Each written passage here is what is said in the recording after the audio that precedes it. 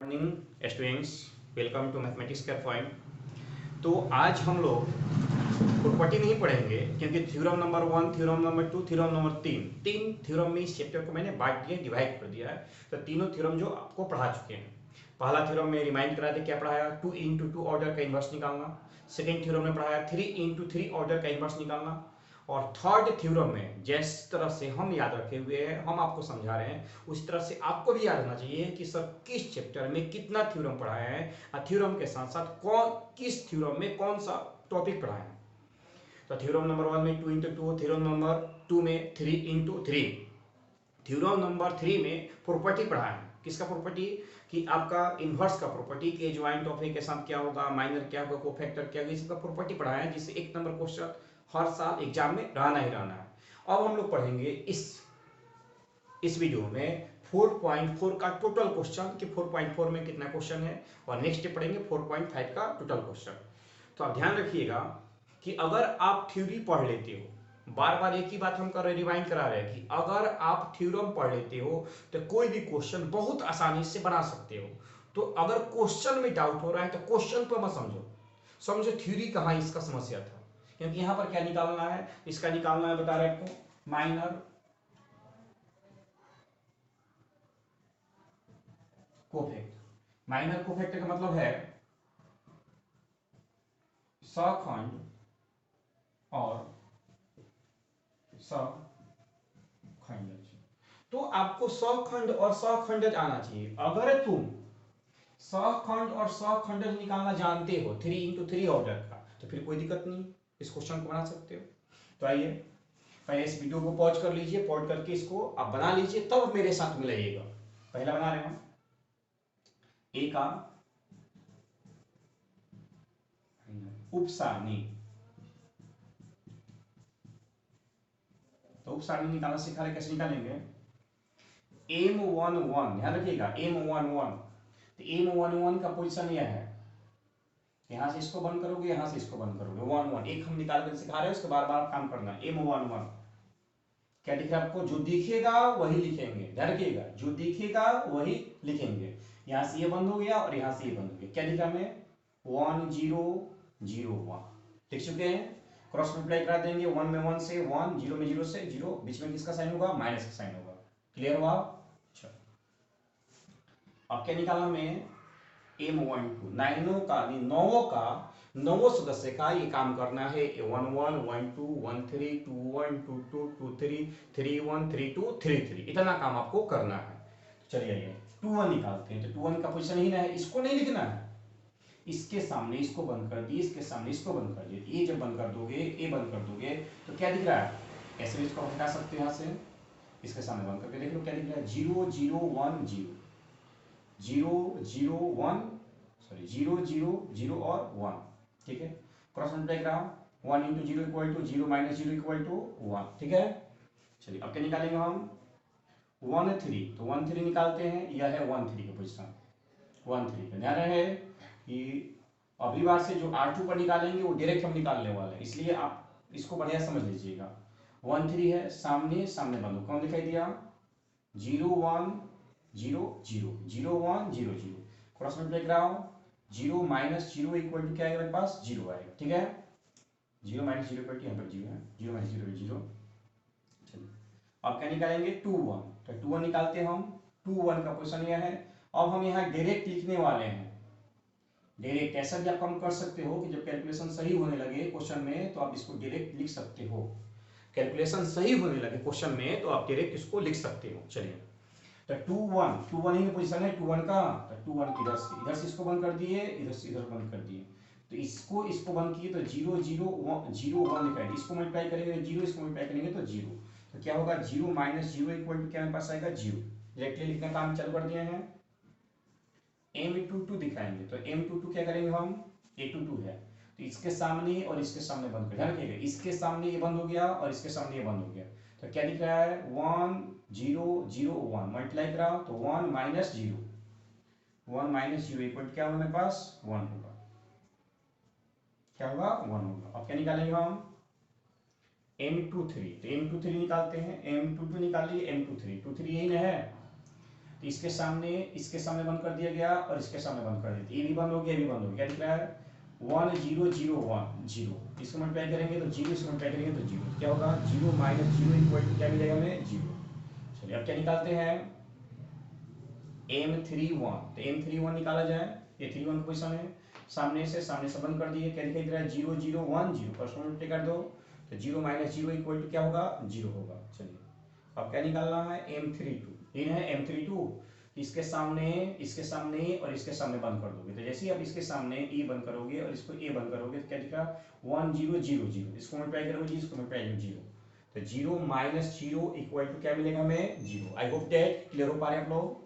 चलिए अब क्या निकालेंगे M33, तो जैसे ही हम M33 निकालते हैं, M33 निकालते हैं, 33 का पोजीशन है, इधर से ये बंद हो गया और इधर से ये बंद हो गया ना M33, इसको मल्टीप्लाई करोगे तो 1, इसको मल्टीप्लाई करोगे तो 0, तो 1 माइनस 0 होगा इक्वल टू क्या मिलेगा 1 मिलेगा। आई होप दैट क्या क्लियर हो पा रहे हो डायरेक्टली किस तरह से इसको हम बना पाए। चलिए अब क्या निकालना हमें, तो अब निकालना है कोफैक्टर, तो कोफैक्टर हम डायरेक्टली वैल्यू लिख सकते हैं, आप याद रखिएगा। चाहिए क्या कोफैक्टर मतलब सखंड, तो कोफैक्टर क्या होता है, सी से दिखाओ या ए से दिखाओ, A11 A12 A13 A21 A22 A23 A31 A32 और A33। होप दैट क्या सही हो पा रहे, क्लियर हो पा रहे हैं यहाँ पर, इस तरह से आपको निकालना है। चलिए A11 का जो वैल्यू होगा वही A11 का, बशर्ते यहाँ पर देखना है कि इवन नंबर होगा तो प्लस और नंबर होगा तो माइनस। तो 1 1 पहले साइन हम लिख देते हैं पहले इसे, यहाँ पर प्लस होगा, यहाँ क्या होगा माइनस होगा, यहाँ क्या होगा प्लस होगा, यहाँ क्या होगा माइनस होगा, यहाँ क्या होगा प्लस होगा, यहाँ क्या होगा माइनस होगा, यहाँ क्या होगा प्लस होगा, यहाँ क्या होगा माइनस होगा, यहाँ क्या होगा प्लस होगा। कैसे sir 1 + 1 even number plus 1 + 2 odd number minus 1 + 3 even number plus 2 + 1 odd number minus even number odd number even number odd number even number, सही हो। चलो तो यहाँ पर मेरे पास 1 है, तो 1 में अगर +1 से मल्टीप्लाई कराओगे प्लस से तो क्या होगा 1 होगा, तो 1 लिख सकते हैं। यहाँ पर 0 है, -0 में 0 से मल्टीप्लाई करोगे क्या होगा 0 होगा, यहाँ पर क्या है मेरे पास 0 है, तो 0 में मल्टीप्लाई कराओगे 0 तो क्या होगा 0 ही होगा। चलो यहाँ पर भी क्या है 0 है, तो 0 - 1 से मल्टीप्लाई करोगे क्या होगा 0 ही होगा। यहाँ पर कितना है 1 है, तो +1 को आप क्या लिख सकते हो 1 लिख सकते हैं ना, सही है। 2 3 कितना है 0 है, -0 इक्वल टू क्या होगा 0 ही होगा। चलिए यहाँ पर कितना है, तो यहाँ पर मेरे पास +0 + 0 इक्वल क्या होता है 0 ही होता है। यहाँ पर क्या मेरे पास है 0 है, तो -0 इक्वल क्या होता है 0 होता है, यहाँ क्या है 1 है, +1 इक्वल टू मीनिंग क्या होता है 1 ही होता है। आई होप दैट कि आप सही हो पाए होंगे कि किस तरह से माइनर निकाले और किस तरह से कोफैक्टर निकाले। ऐसा भी होगा कि आप लोग पहले ही इस क्वेश्चन को बना चुके होंगे, जो छात्र इस क्वेश्चन को नहीं बनाए होंगे तो पहले इस वीडियो को पॉज कर लीजिए, पॉज करके इसको उतारते हैं। क्वेश्चन नंबर सेकंड क्या है 4.4 का दूसरा का जो है वह सेकंड क्वेश्चन है। 4.4 का पहला का फर्स्ट और सेकंड जो क्वेश्चन है वह आपको मैंने थ्योरी में ही पढ़ा चुके हैं, थ्योरी नंबर 3 में ही। यहाँ पर क्वेश्चन नंबर सेकंड का सेकंड है, इसका भी माइनर और कोफैक्टर निकालना है। तो सबसे पहले हम क्या निकालें माइनर निकालेंगे, उपसारणी, फिर से हम डायरेक्ट निकालना है, डायरेक्ट निकालना सिखाते हैं आपको। जब कैलकुलेशन सही हो जाएगा तो आप डायरेक्ट निकाल सकते हो M11 M12 M13, ये आपका R1 का होगा। फिर से M21 M22 M23, यह किसका होगा R2 का होगा। फिर से M31 M32 और M33, ये किसका होगा R3। वैसे भी दिखा सकते हो, और थोड़ा सा कंफ्यूजन हो रहा है तो क्या करना है, इसको लिख सकते हो R1, इसको क्या लिख सकते हो हम R2, इसको क्या लिख सकते हो हम R3। इससे बहुत बड़ा आपका क्लियरेंस हो चुका होगा कि कौन सा रो का कौन सा माइनर है, यह R1 का है, यह R2 का है और यह R3 का है। आई होप दैट क्लियर हो पा रहे होंगे। चलिए तो हम क्या निकालना M11, तो यही ना 11 है, तो इसके सामने क्लोज करने को डायरेक्ट कैसे बनाओगे, सामने अपने क्लोज कर दिया, क्या दिख रहा है 5 -1 1 और 2, इसका मल्टीप्लिकेशन इसके साथ, इसका मल्टीप्लिकेशन इसके साथ, बीच में किसका साइन होगा माइनस का। तो हम लिख सकते हैं डायरेक्टली कि 5 × 2 5 इंटू 2 माइनस 1 माइनस माइनस 1, तो माइनस माइनस क्या प्लस हो जाएगा ना, तो 10 प्लस 1 कितना हो गया यहाँ पर 11। तो M11 का वैल्यू कितना आया 11 आया। अब क्या निकालेंगे 1 2, यही 1 2 है, जीरो नहीं लिखना है, गलती बहुत लड़के कर रहे हैं इसको लिखना ही नहीं, इसके सामने सामने हमें क्लोज करना है, ये क्लोज कर दिए। क्या दिख रहा है 3 माइनस 1 0 2, देख रहे हो ना 3 माइनस 1 0 और 2 मल्टीप्लाई कराओ 6 0 हो जाएगा। तो 3 इंटू 2, एक थोड़ा सा काम हम कर दे रहे हैं, माइनस 0 इंटू माइनस 1, ये तो 0 हो जाएगा, कितना बचेगा मेरे पास 6 बचेगा। इसके साथ यहाँ से इसको क्लोज किए, यहाँ से इसको क्लोज किए, 1 0 0 1, इसको मल्टीप्लाई कराएंगे 1 into 1 minus 0 into 0 equal to क्या बचेगा मेरे पास 1 होगा। ठीक है, अब निकालेंगे, यह था R1 का काम कर लिए। अब इस पर काम करना है R2 का, तो R2 का ये है M21 M22 M23, इसको ऐसे भी याद रख सकते हैं 21 22 और 23। चलिए, तो ये इस पर काम करना है, इस पर काम करना है, तो इस पर काम करना है, इसका एक भी सदस्य को हम नहीं लिखेंगे, ऐसे भी कर सकते हैं, इसको गोल घेर दो, इसका एक भी सदस्य को हम नहीं लिखेंगे, सामने बंद करो, देखो कौन दिख रहा है 0 4 1 2 को गुना कराओ, 0 गुना 2 1 गुना 4, 0 गुना 2 माइनस 1 गुना 4, ये तो 0 हो जाएगा, कितना बचेगा माइनस 4 बचेगा। ठीक है, अब यहाँ देख लो, इस पर निकालना है, 2 2 का पोजीशन ही ना है, तो सामने बंद कर दिए, तो 1 4 0 2, तो 1 4 0 2 है, गुना कराओ 1 गुना 2 1 गुना 2 माइनस 0 गुना कितना 4 बराबर कितना मेरे पास आएगा 2 आएगा। ठीक है, 2 3, ये तो 2 3 है, सामने सामने बंद कर दिए, 1 0 0 1 गुना कराओ, तो 1 गुना 1 माइनस 0 गुना 0 बराबर क्या आएगा मेरे पास 1 आएगा। आई होप दैट आप क्लियर हो पा रहे होंगे। अब यह R2 हटा दो, ये कर दो, R2 का गोल जो है उसको हटा दो, ऐसे काम हम R1 पर भी कर सकते थे। अब किसका वैल्यू निकालना R3 का, तो R3 पर आप राउंड फिगर डाल दो, मतलब यह है कि R3 का किसी भी सदस्य को हम नहीं लिखेंगे, R3 का किसी भी सदस्य को हम नहीं लिखेंगे।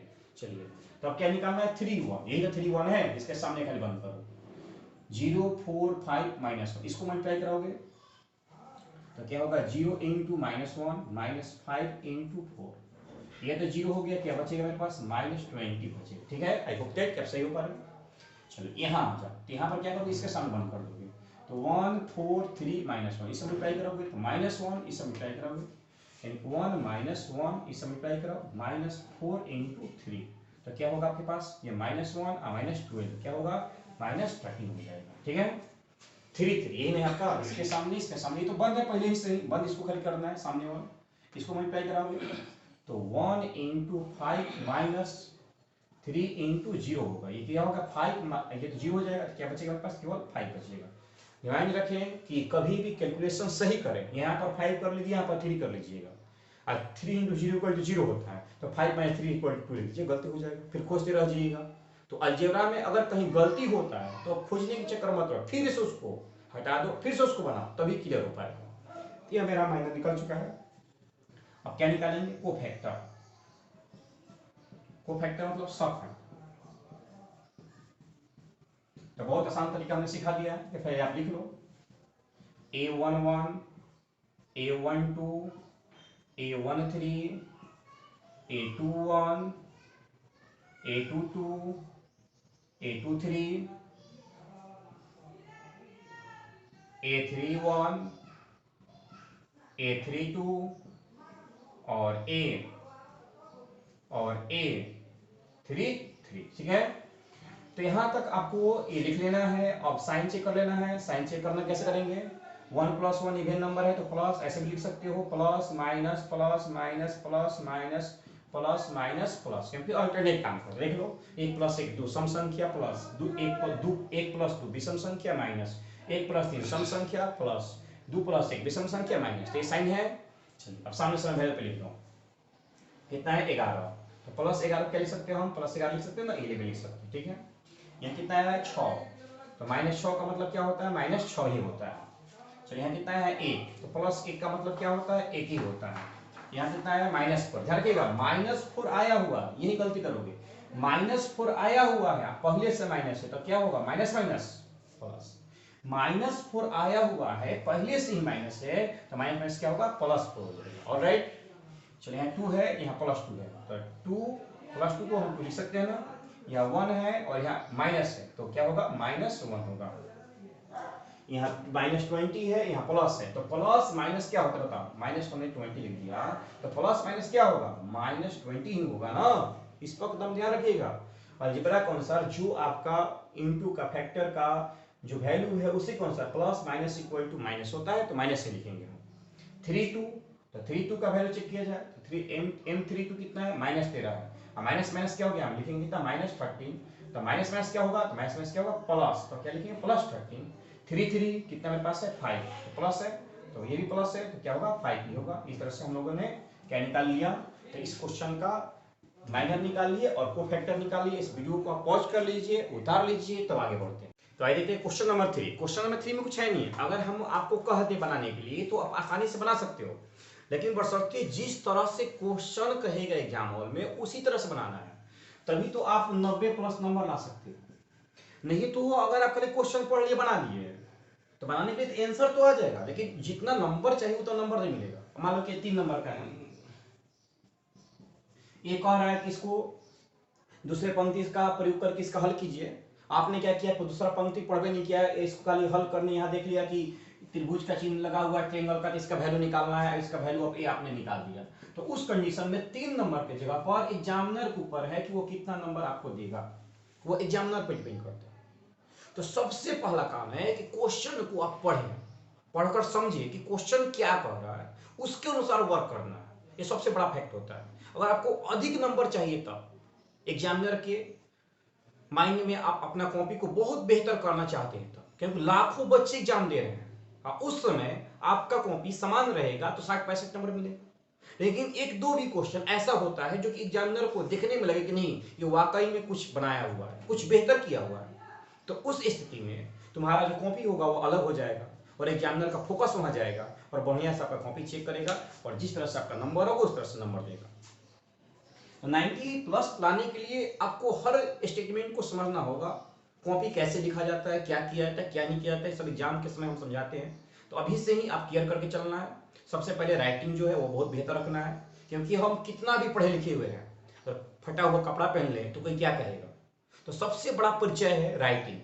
अगर आपका राइटिंग नहीं बन रहा है तो सुधारिए, क्योंकि 12th क्लास के एग्जाम देने जा रहे हो।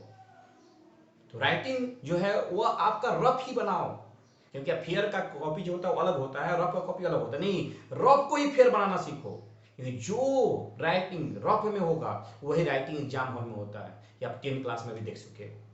तो सबसे बड़ा फैक्ट है राइटिंग सुधारना। उसके बाद दूसरा फैक्ट है कैलकुलेशन सुधारना। एक बार में ही सही करना सीखो, ओवर राइटिंग करोगे बहुत मुश्किल होगा। ये सब कब पता चलेगा, जब आपकी कॉपी 90+ के ऊपर जा रही हुई तब।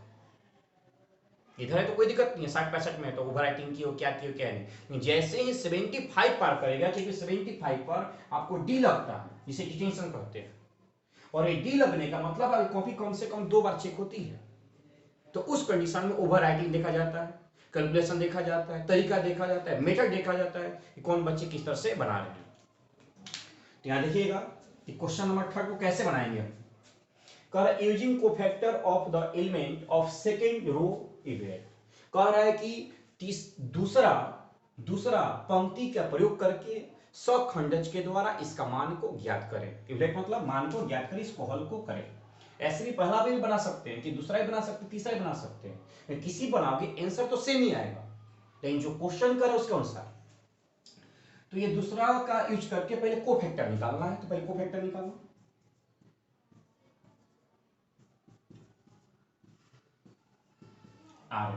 R2 क्या निकाला, कोफैक्टर निकाला, सखंडज निकाला। मतलब क्या है, A21 A22 A23, 21 22 और 23, इसका निकालना है कोफैक्टर। चलिए 21 विषम संख्या माइनस 22 सम संख्या प्लस 23 विषम संख्या माइनस, साइन हमने पहले ही ले लिया।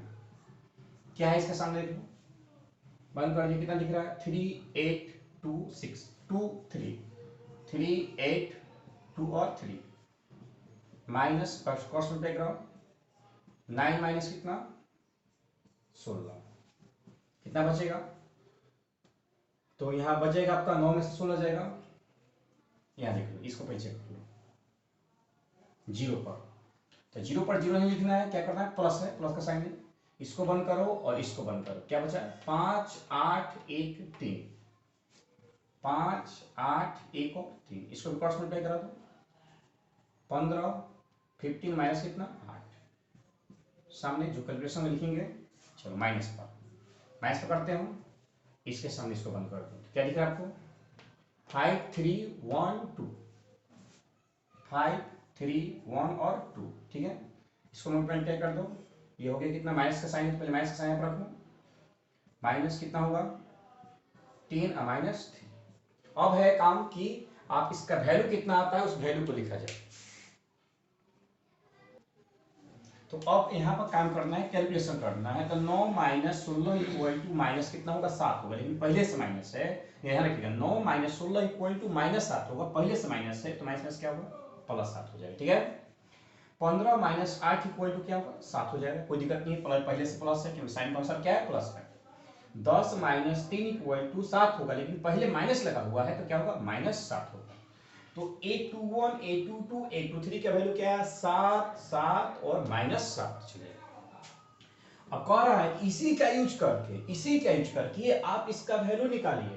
कह रहा है ना कि using cofactor of the element and second row पर कोफैक्टर के यूज करके इसका वैल्यू निकालें। तो आइए हम सीखा है कि डेल का वैल्यू मतलब निकालना, वैल्यू ऑफ ए या डेल से निकालते, कैसे निकालते हैं लोग?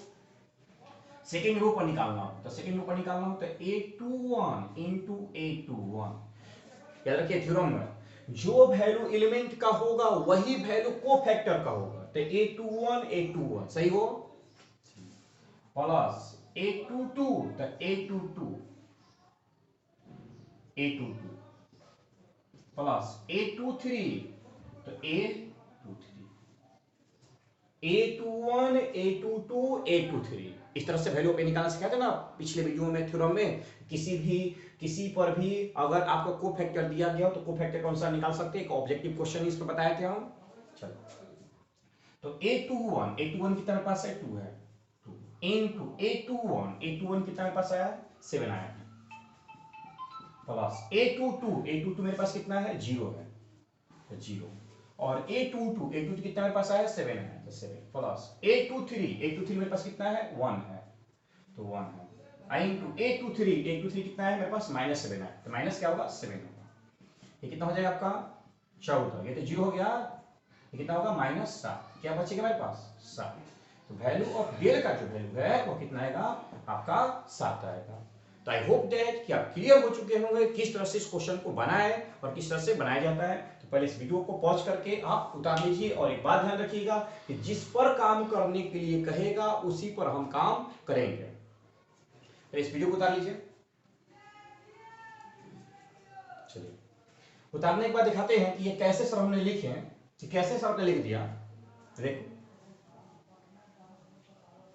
अगर हम काम ऐसे करते हैं कि R2 का वैल्यू निकालते, किस पर निकालते R2 पर, तो R2 वैल्यू निकालते हैं तो 2 इंटू इसके सामने इसके किसी पर निकाल सकते हैं ना, R1 पर R2 पर R3 पर, सबका वैल्यू सेम ही आता है, तो R2 का वैल्यू निकालते हैं तो इसके सामने बंद करते क्या दिखाई देता 3 8 2 3, कैसे लिखा गया बता रहे हैं हम आपको। चलिए ये साइन किसका होता है माइनस का, ये किसका होगा प्लस का, प्लस कितना पर 0 पर, तो सामने बंद करते हैं 5 8 1 3, चलिए फिर कितना पर माइनस कितना पर 1 पर, फिर सामने बंद करते हैं, सामने बंद करते हैं 5 3 1 2, 5 3 1 2, देख लिया जाए कि जो फार्मूला का है वो फार्मूला है कि नहीं। यह जो पोजीशन है 2 वो किसका है A21 का पोजीशन है, सही हो। माइनस यार के माइनस और ये मिलाकर किसका वैल्यू है A21, एकदम क्लियर हो जाइए तभी आगे बढ़िए। चलिए 0 किसका वैल्यू है 0 A22 का है ना, A22 यह किसका वैल्यू है पूरा, ये पूरा वैल्यू किसका है, पूरा वैल्यू किसका है A22 का है। देख लो मिला सकते हो, देखो सामने देखो 5 8 1 3, चलिए यहाँ देखिए 1 माइनस 1 तो देखिए 1 किसका वैल्यू है तो 1 है 2 3, माइनस इंटू यह वैल्यू, तो माइनस इंटू यह वैल्यू किसका है A23 का, यही तो मैंने फॉर्मूला लिखा है, मान रखिए फिर से 2 1 2 कितना मेरे पास है 2 है। इसका वैल्यू इसके साथ, इसका वैल्यू इसके साथ लिया हुआ है माइनस के साथ, ये वैल्यू दिया है कितना मेरे पास है +7 2 2 2 2 का वैल्यू मेरे पास कितना है 0 है। 0 इंटू a22 का वैल्यू मेरे पास है सामने देख लो, कैलकुलेशन करके निकाले हुए हैं कितना है 7 है। प्लस 2 3 2 3 का वैल्यू कितना मेरे पास है 1 है, माइनस मत देखना, माइनस इसके अंदर गया है 1 है 1 2 3 का टोटल वैल्यू कितना है मेरे पास -7 है, -7 देखा गया। ये 14 ये तो 0 हो गया, कितना होगा -7 equal to 7। I hope that clear हो चुके हो यहाँ पर किस तरह से क्वेश्चन को बनाया जाता है। तो फिर से इस वीडियो को पॉज कर। नंबर 4 क्वेश्चन नंबर 4 क्या कह रहा है, using the cofactor of element of third columns evaluate कह रहा है कि तीसरा कॉलम का, तो तीसरा कॉलम कौन होगा, यह है आपका C1, यह है C2, यह है C3। तो तीसरा कॉलम के कोफैक्टर का यूज करके इसका वैल्यू क्या कीजिए, फाइंड आउट कीजिए कि इसका वैल्यू क्या होता है। बहुत सारे टीचर तो कहने के नहीं बता दे रहे हैं, आप भी क्वेश्चन बनाओगे तो क्लियर होगा कि इसका आंसर जो है वो x माइनस वाई है, y माइनस जेड है और z माइनस एक्स है। लेकिन बहुत कैलकुलेशन में इसका आंसर नहीं आ पाता है, और यह हमें आंसर तभी याद है क्योंकि क्वेश्चन को 2013 या 14 में एग्जाम में पूछा हुआ है और प्रूफ करने के लिए पूछा हुआ है। प्रूफ करके दिखाएं कि x minus y, y minus z और z माइनस एक्स होगा। तो ध्यान रखिएगा कि अगर एनसीईआरटी बनाती हो तो उसका आंसर जो है बुक से मैच करना चाहिए। क्यों ऐसा कह रहे हैं हम, क्योंकि कभी कभी क्या होता है, कभी कभी क्या हमेशा होता है कि अगर प्रूफिंग दिया हो, प्रूफ करने के लिए दिया हो, तो आंसर जो है ना वही दिया रहता है, तो उतना ही आपको लाना होता है। तो आइए चल देखते हैं यहाँ पर। तो पहले थर्ड कॉलम का यूज करना है, तो कोफैक्टर निकालो,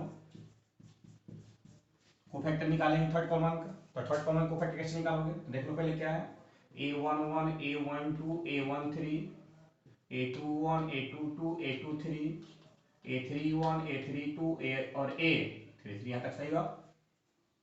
तो क्या निकालना है, हमें निकालना है 1 3 2 3 और 3 3। तो कोफैक्टर दिखाते हैं ए से, तो a13 a23 और a33 सही हो। 1 3 प्लस 2 3 और number minus 3 3 even number plus सही हो। और 1 3 कैसे निकालेंगे, तो 1 3 निकाल लीजिए, यही है, इसके सामने इधर से बंद कर दो। 1 y 1 z, 1 y 1 और z मल्टीप्लाई कराओगे, z माइनस वाई, एकदम सही। आप लोग मल्टीप्लाई करेंगे तो z माइनस वाई 2 3 कैसे निकालेंगे, तो 2 3 कौन सा है, यह है, इसके सामने इसको बंद कर दो। कौन दिख रहा है 1 x 1 z, 1 x 1 और z मल्टीप्लाई कराओ तो minus z minus x multiply कराओगे माइनस से तो प्लस में x हो जाएगा, z किस में हो जाएगा माइनस में हो जाएगा। चलो 3 3 निकालना हो, 3 3 इधर से बंद हो गया, इधर से बंद हो गया, 1 x 1 y 1 x 1 और y मल्टीप्लाई कराओ क्या होगा y माइनस एक्स हो जाएगा, y माइनस एक्स हो गया। तो यहाँ तक समझ पा रहे हो कि 1 3 मतलब z माइनस वाई, 2 3 मतलब x माइनस जेड, 3 3 मतलब y माइनस जेड। यहाँ पर कह रहा है कि थर्ड कोफैक्टर यूज करना है, कौन सा, थर्ड कॉलम का, और इसका वैल्यू निकालना है। तो वैल्यू कैसे निकालते हैं, तो value of a equal to क्या होगा, value of a third column use कर दोगे, थर्ड कॉलम में ही ना है, तो क्या है a13 पता है ना कि जिसका एलिमेंट होगा उसी के cofactor, a23 plus a33 sorry पहले एलिमेंट a33 और a33, जिसका एलिमेंट उसी का कोफैक्टर, जिसका एलिमेंट उसी का कोफैक्टर, जिसका एलिमेंट उसी का कोफैक्टर। चलो तो 1 3, तो 1 3 का वैल्यू मेरे पास क्या है 1 3 yz a3, क्योंकि इसका यूज करना है, कोफैक्टर यूज करना है, किसका कोफैक्टर है c3 का, और c3 का कोफैक्टर हमें यूज करना है, थर्ड कॉलम का यूज करना है। तो a1 3 का वैल्यू क्या मेरे पास आया है, a1 3 कैलकुलेशन किया z माइनस वाई है प्लस 2 3, सर यहाँ माइनस नहीं लिखेंगे, नहीं ये कैलकुलेशन कौन सा है 2 3 जो है वो माइनस तो पहले ही से ले चुका है, इसलिए यहाँ पर क्या होगा प्लस ही होगा, इसको ध्यान रखिएगा। तो 2 3 का वैल्यू क्या है, 2 3 है क्या है जेड एक्स है, और ये इसका क्या है 2 3 का वैल्यू यहाँ चेक करो, ये माइनस पहले से था इसलिए माइनस क्या लिखा हमने प्लस, क्योंकि माइनस पहले आपको निकाल लिया गया है। यहाँ क्या है x minus Z, x minus. चलो a33 का वैल्यू मेरे पास क्या है, a33 क्या है x और y, और a33 का वैल्यू क्या है, a33 का वैल्यू क्या है y माइनस x। कैलकुलेशन पर कमांड कीजिएगा। आप चाहोगे तो यहीं पर आंसर लिख सकते हो, लेकिन मैंने बताया कि एनसीईआरटी का आंसर क्या होना चाहिए, किताब से मैच करना चाहिए, मिलना चाहिए। गुना कराओ जेड स्क्वायर वाई, गुना कराओ minus z y square. Multiply एकदम सही से करना, मल्टीप्लाई गलती हुआ फिर गलती हो जाएगा। Z x square minus z square x, x y square multiply कराएंगे तो माइनस एक्स स्क्वायर वाई। यहाँ तक सही आपको? चलिए आगे बढ़ते हैं। तो ध्यान से समझिए, कैलकुलेशन हम समझिएगा, बस कैलकुलेशन समझना है। क्या करेंगे आपका कि कुछ कॉमन निकाला जाए, तो कॉमन ऐसा निकाले फैक्टर के फॉर्म में। तो पहले एक्स वाला देखो, तो जेड एक्स स्क्वायर यहाँ पर है और एक्स स्क्वायर वाई यहाँ पर है, तो यह जेड एक्स स्क्वायर है और एक्स स्क्वायर वाई है, दोनों में से हम एक्स स्क्वायर कॉमन निकाल लेते हैं। एक्स स्क्वायर कॉमन निकाल लेते हैं तो यहाँ क्या बचेगा, जेड बचेगा। यहाँ क्या बचेगा मेरे पास, एक्स स्क्वायर कॉमन निकल चुका है, एक्स स्क्वायर कॉमन, यहाँ जेड बचेगा, क्या बचेगा, वाई बचेगा। तो जेड माइनस क्या हो जाएगा, वाई। सही हो? चलो वाई देखते हैं हम लोग कि यहाँ पर मेरे पास टर्म के अनुसार यहाँ पर मेरे पास है जेड स्क्वायर एक्स है, जेड स्क्वायर एक्स इसमें है और इसमें है एक्स वाई स्क्वायर, है ना। तो यहाँ से काम करते हैं, हम एक्स कॉमन निकाल लेते हैं, एक्स कॉमन निकाल लेते हैं तो प्लस एक्स हमने कॉमन निकाल लिया, तो यहाँ क्या बचेगा, वाई स्क्वायर रखिएगा। ये दोनों में से हमने एक्स कॉमन निकाल लिया तो प्लस वाले पहले को, तो प्लस वाई स्क्वायर, यहाँ माइनस कितना बचा, जेड स्क्वायर, तो वाई स्क्वायर माइनस कितना बचा, जेड स्क्वायर। सही हो? चलो प्लस यहाँ है जेड स्क्वायर वाई, यहाँ जेड और वाई स्क्वायर है, तो दोनों में से क्या कॉमन निकाले, तो वाई जेड इसमें से भी और वाई जेड इसमें से कॉमन निकाल सकते हैं। तो निकाल लिया हमने वाई और जेड, तो जैसे वाई जेड निकाला तो यहाँ क्या बचेगा, जेड बचेगा। यहाँ से वाई जेड निकाल, यहाँ क्या बचेगा, माइनस वाई बचेगा। सही है? यहाँ तक कोई दिक्कत नहीं है। फिर समझा दें कि इसमें से और इसमें से हमने एक्स स्क्वायर निकाला तो जेड माइनस वाई बचा, जेड माइनस वाई बचा। इसमें से और इसमें से हमने क्या निकाला, एक्स एक्स निकाल लिया, तो एक्स निकाल लिया पर, ये प्लस में है तो पहले लिखेंगे, प्लस में है तो पहले लिखेंगे, और ये माइनस में तो बाद में लिखेंगे। और अगली बार जेड वाई और जेड वाई को निकाल लिए, तो यहाँ जेड स्क्वायर है तो जेड बचेगा, यहाँ वाई स्क्वायर है तो वाई बचेगा। अब देखा जाए कि हमें क्या चाहिए, तो जेड माइनस वाई, यहाँ भी जेड माइनस वाई और जेड माइनस वाई। तो क्या काम किया जैसे कि x square z minus y plus x, इसको थोड़ा सा लिख सकते हैं ना कि वाई प्लस जेड और वाई माइनस जेड। सही हुआ तक? चलो a square minus b square, a plus b a minus b और प्लस वाई जेड और जेड माइनस वाई। अब कुछ तरह हम कॉमन निकालते, इसके लिए जाना पड़ेगा इधर। तो आई होप दैट कि इधर आप कैलकुलेशन पहले उतार लो पोच करके वीडियो को, तब आगे बढ़ते हैं हम लोग। चलो तो देखते हैं इधर क्या काम करेंगे हम। आंसर तो आपका यही हो गया, आप चाहोगे तो आंसर यहीं पर लिख सकते हो, लेकिन बुक से आंसर मिलाना है ना, तो मिलाओ। जेड माइनस वाई यहां से कॉमन निकालेंगे, माइनस, तो जेड माइनस वाई हो जाएगा और जेड माइनस वाई हो जाएगा। तो जेड माइनस वाई हमने कॉमन निकाल लिया, तो क्या बचेगा, ध्यान से समझिए एकदम कैलकुलेशन सही। एक्स स्क्वायर, एक्स स्क्वायर यहाँ क्या बचेगा, तो यह कॉमन निकल गया, जेड माइनस वाई कॉमन, ध्यान रखिएगा वाई माइनस जेड है, जेड माइनस वाई कॉमन निकला हुआ है तो माइनस हो जाएगा प्लस के जगह पर, क्योंकि माइनस पहले निकाल लेंगे। क्या चाहिए हमें, जेड माइनस वाई, किसके फॉर्म में, वाई माइनस जेड, तो माइनस कॉमन निकालोगे ये हो जाएगा ना जेड माइनस वाई। समझ रहे आप? यहाँ से माइनस जैसे कॉमन निकालेंगे तो प्लस माइनस माइनस हो जाएगा, और यहाँ क्या हो जाएगा, जेड माइनस वाई और जेड माइनस वाई, तो आपको कॉमन निकल चुका है। सही हो? चलिए आगे बढ़ते हैं। तो माइनस हो गया एक्स, यहाँ पर अपने पास क्या है, वाई प्लस जेड, क्योंकि जेड माइनस वाई कॉमन निकल चुका है पहले से ही, इसमें से भी जेड माइनस वाई कॉमन निकल चुका है, तो यहाँ क्या हमारे पास है, वाई जेड। ठीक है यहाँ तक? अब जेड माइनस वाई, यह एक्स स्क्वायर है माइनस एक्स वाई है माइनस एक्स जेड है, माइनस एक्स जेड है प्लस वाई और जेड है। ठीक है? जेड माइनस, यहाँ समझिएगा। अब क्या काम करते हैं हम कि इसमें से हम x कॉमन निकाल लेते हैं, तो x कॉमन निकाल लेते हैं, तो x कॉमन निकाल लेंगे तो क्या बचेगा, x माइनस वाई बचेगा, और यहाँ से हम z कॉमन निकाल लेते हैं। देखिएगा क्या निकालते हैं इसमें, कॉमन z कॉमन निकालेंगे, तो जैसे हम z कॉमन निकाल लेते हैं तो यहाँ क्या बचेगा, प्लस में y बचेगा और माइनस में क्या बचेगा, x बचेगा। ठीक हो? z कॉमन निकाल लिए तो प्लस में y बचा, माइनस में क्या बचा, x बचा, z माइनस वाई। हम समझते हुए देखो, अब यह x माइनस वाई है, वह y माइनस जेड है, तो हमें क्या निकालना है कॉमन, x माइनस वाई निकालना। सेम इसी की तरह से, इसी की तरह से, इसी के जैसा कि अगर हमें y माइनस जेड दिया हुआ है और चाहिए था z माइनस वन, तो माइनस हमने बाहर निकाल चुके थे। तो यहाँ से हम x माइनस वाई कॉमन निकालेंगे, x माइनस वाई कॉमन निकालेंगे, तो x माइनस वाई कॉमन निकाले तो यहाँ क्या बचेगा, x बचेगा। लेकिन यहाँ हमें चाहिए था क्या, x माइनस वाई, या y माइनस जेड दिया हुआ है, y माइनस एक्स दिया हुआ है, तो अगर माइनस पहले निकाल लेते हैं तो माइनस क्या हो जाएगा, यहाँ पर जेड बच जाएगा। समझ पा रहे हैं? नहीं तो देखो फिर से एक तरफ बढ़ा देते हैं, ये भी आपका कैलकुलेशन क्लियर हो जाएगा कि x है और x माइनस वाई है। यहाँ जैसे माइनस कॉमन निकालते तो माइनस जेड हो जाएगा ना, या तो समझ रहे हो, या माइनस में तो किस में हो जाएगा, प्लस में, या प्लस में तो किस में हो जाएगा, माइनस में हो जाएगा। एकदम सही बात, अब क्लियर हो रहा है। जेड माइनस वाई, एक स्टेप इसमें काम अधिक करना पड़ा।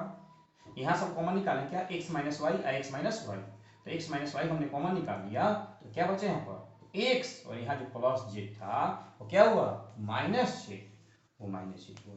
यही चीज आपको हम सिखाना चाह रहे थे।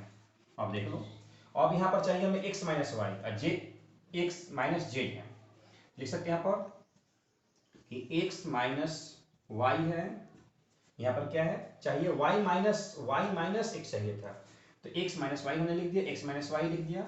और क्या चाहिए, y माइनस जेड चाहिए, जेड माइनस एक्स है तो माइनस कॉमन निकाल लिया जाए, तो माइनस कॉमन निकाल लिए, तो y माइनस क्या हो गया, जेड हो गया, माइनस कॉमन निकालें, ये प्लस में हो गया और किस में हो गया, माइनस में हो गया। यहाँ चाहिए था Z minus x, x minus Z है, तो फिर से यहाँ से हमने क्या किया, माइनस कॉमन निकाल लिया, तो ये जेड प्लस में हो गया, एक्स किस में हो गया, माइनस में, माइनस से माइनस कट गया। तभी सब इसको ना कि x minus y, y minus z, z minus x, इस तरह से हम लोगों ने प्रूफ करके दिखा दिया। ऐसा प्रूफ करने के लाया हुआ एग्जाम में, तो ध्यान रखिएगा अगर एनसीईआरटी बनाते हो तो इसका आंसर जो है वो एग्जाम से मैच करना चाहिए, नहीं मैच करेगा तो उसका सोल्यूशन नहीं हो पाएगा। ये बनाते हो तो नंबर जो है वो नहीं मिल पाएगा। इसको आप पॉज करके बहुत बढ़िया से उतार लीजिए। ये क्वेश्चन जो है स्टार क्वेश्चन है, तब हम आगे बढ़ते हैं। इस वीडियो को पॉज करके उतार लो, ये नीचे नहीं दिख रहा था, अब हो सकता है कि आपको आसानी से ये दिख रहा हो क्या लिखा हुआ है। ठीक, उसके बाद क्वेश्चन नंबर 5 पे हम चलते हैं। तो इस चैप्टर का 4.4 का लास्ट क्वेश्चन है, और लास्ट क्वेश्चन को समझिए क्योंकि बाय थ्योरेटिकल है, थ्योरी पर ही ये क्वेश्चन आपका डिपेंड करता है।